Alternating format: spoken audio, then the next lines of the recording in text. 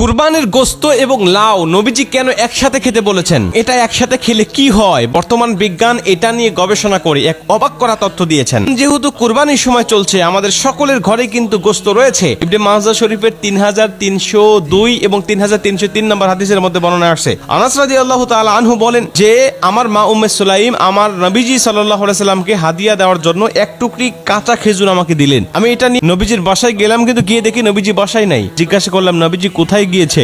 বলেন পাশেই মুক্ত দাসের বাড়িতে দাওয়াত খেতে গেছে। সেখানে গিয়ে দেখি নবীজি খাবারের দস্তরখানায় বসে গেছে। দেখলাম যে তার সামনে যতগুলো খাবার আছে তার মধ্যে একটি খাবার হলো লাউ এবং গোস্ত একসাথে রান্না করা।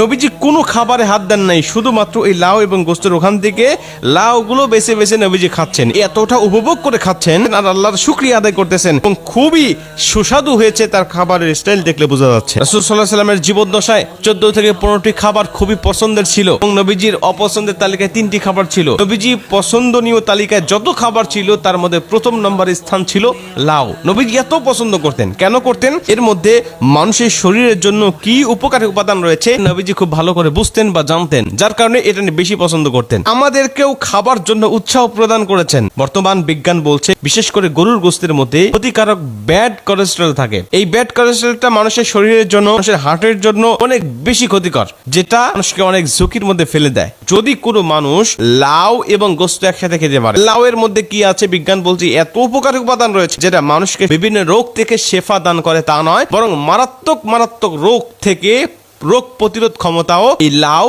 তার শরীরের জন্য বাড়িয়ে দেয়। বিজ্ঞান বলছে লাউ এবং গোস্ত যখন একসাথে রান্না করা হয় তখন ওই গোস্তের ক্ষতিকারক যে উপাদানগুলো রয়েছে এগুলোকে ধ্বংস করে দেয় এবং ওই মানবের শরীরে আর কোনো রকম এই ব্যাড কোলেস্টেরলের প্রভাব পড়তে পারে না। আমরা জানি শুধু নবীজি এটা খেয়েছেন তা নয়, বিভিন্ন নবীরা আগেও যারা এসেছেন আল্লাহ তাদেরকেও খেতে বলেছেন। ইউনূস আলাইহিস সালাম যখন মাছের পেট থেকে বের হলেন, দীর্ঘদিন মাছের পেটে থাকার কারণে শারীরিকভাবে তিনি অনেক সমস্যার সম্মুখীন হয়েছিলেন। তার শরীরে, তার ত্বকে বিভিন্ন সমস্যার সম্মুখীন তিনি হয়েছিলেন। আল্লাহ পাক প্রথমেই তাকে লাউ খাওয়ার আদেশ দিয়েছিলেন। আল্লাহ তো এমনি শেফা করতে পারতেন।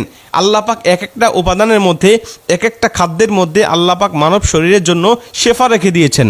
আল্লাহ লাউ খেতে বললেন এবং ইউনূস আলাইহিস সালাম লাউ খেলেন। আগের স্বাভাবিক অবস্থায় তিনি ফিরে আসলেন। প্রিয় ভাইরা আমার, আমরা এই সুন্নতি খাবারটা আমরা একবার হলেও খাবো ইনশাআল্লাহ, এবং এটা খাবো এই নিয়তে যে আমার নবীজি খেয়েছেন তাই। আমরা নবীজির খাবার খেয়েছেন বিদে এই নিয়তে যদি খেতে পারি তাহলে একটা সুন্নতের আমল হবে, এবং পাশাপাশি যে উপকারগুলো, যে উপাদানগুলো আমার শরীরে ঢোকার কথা সেগুলো কিন্তু অটোমেটিক ঢুকে যাবে ইনশাআল্লাহ। যারা জানে না তাদেরকেও জানাতে আপনারা উৎসাহ প্রদান করবেন।